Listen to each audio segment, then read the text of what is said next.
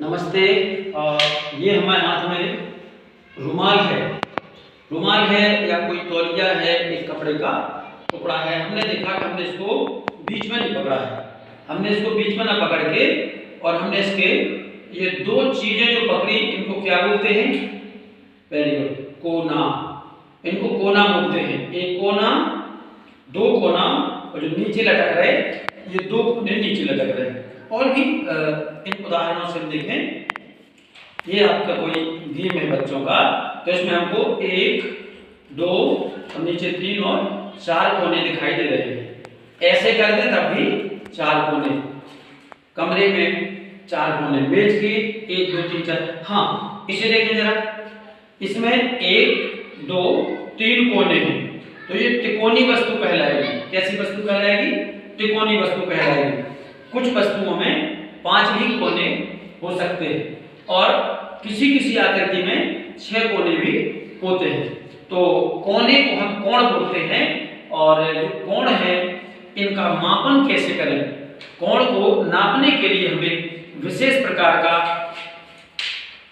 Device, एक उपकरण रखते हैं, जिसे हम अपनी भाषा में चांदा बोलते हैं। क्या बोलते हैं? चांदा। और चांदा से हम किसी कोण की नाप ले लिया करते हैं। जैसे आप इसको समझिए, आप जरा यहाँ लाइए इस कैमरे को, थोड़ा सा लाइए है।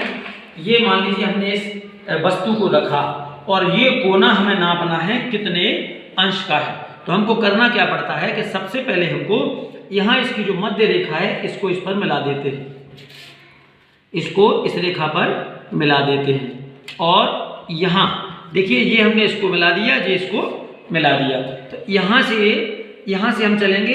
यहाँ 2 गणनाएं हैं, एक उल्टी, जैसे 170, 160, 101 होती है, 10, 20, 30। हम यहाँ से चलेंगे, तो हम यहाँ से चलेंगे 0, 10, 20, 30, 40, इस तरह से 90। तो यहाँ ये रेखा और ये रेखा आपस में कितना गैप ले रही? नाप लिया हमने 90 का। और अगर सपोज दैट ये यहाँ तक होता ये, तो ये हो जाता 80।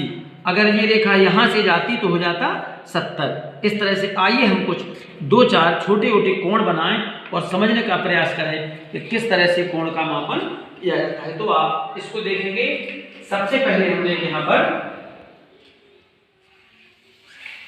लाइन बना दी, कोई बड़ा काम नहीं है। एक लाइन यहाँ बना दी और हमने एक लाइन और बना दी। एक लाइन यहाँ पर हमने और बना दी। बड़ी आसानी से हम बच्चों को बता रहे हैं कोण कैसे बनाते हैं। तो सबसे पहले हमें इसका ये मध्य बिंदु सदैव याद रखना चाहिए, इसका मिड पॉइंट। चलिए, तो सबसे पहले हम एक अपेक्षित कोण लेंगे। मान लीजिए 30 अंश का कोण कैसे बनाते हैं? तो कुछ नहीं करना, एक बनी हुई रेखा पर इस चांदा को हम ऐसा रखते हैं, ऐसा रख देते हैं। ये रेखा ये तल में लग गया इसका, ये रेखा इस तल से गुजर रही है, आप देख सकते हैं। अब हमें 30 अंश का कोण बना के दिया, तो हम करेंगे यहाँ पर 0, 10, 20, 30 और 30 के बाहर जो रेखा है हम बिंदु बना देंगे। और ये बिंदु बना के हमें इस बिंदु को भी ध्यान रखना है, और ये बिंदु बना दिया। अब हम इसको, ये केंद्र बिंदु था ये यहाँ, और ये जो हमने लिया था 30 अंश का, इन दोनों को जब हम मिलाते हैं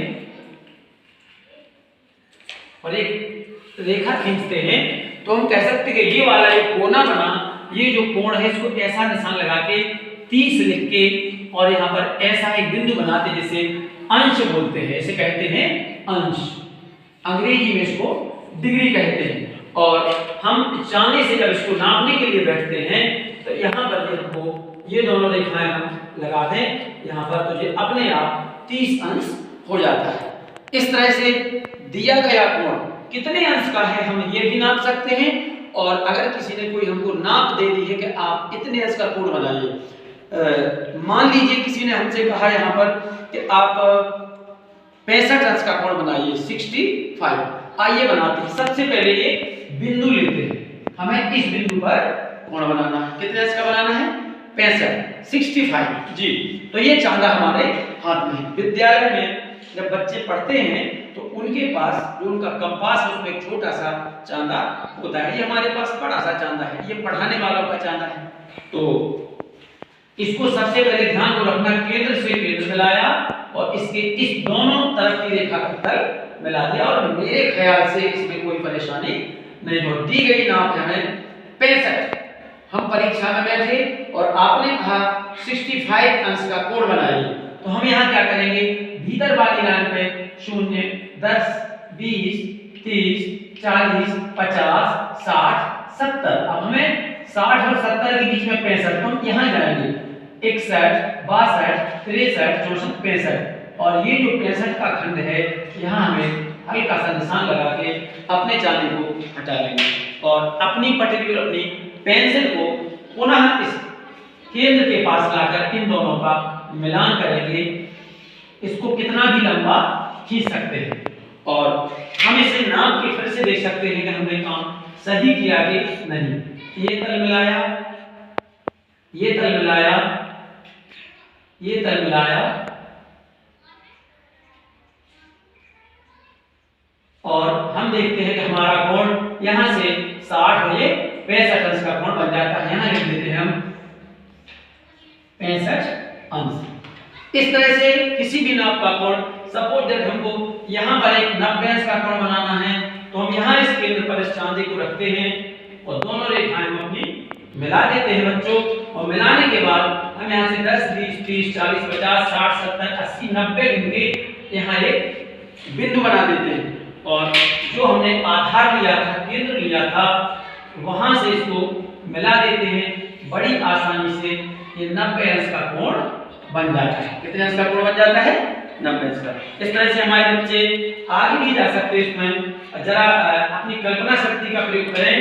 90 से 100, 110, 120, 130, 140, 150, 160, 170 और आप जहां के तहां अगर आ जाएंगे तो पूरा कोण यहां से यहां तक 180 बन सकता है। अर्थात अगर हम किसी चांदी के समस्त कोणों को एक तरफ देखें तो ये अधिकतम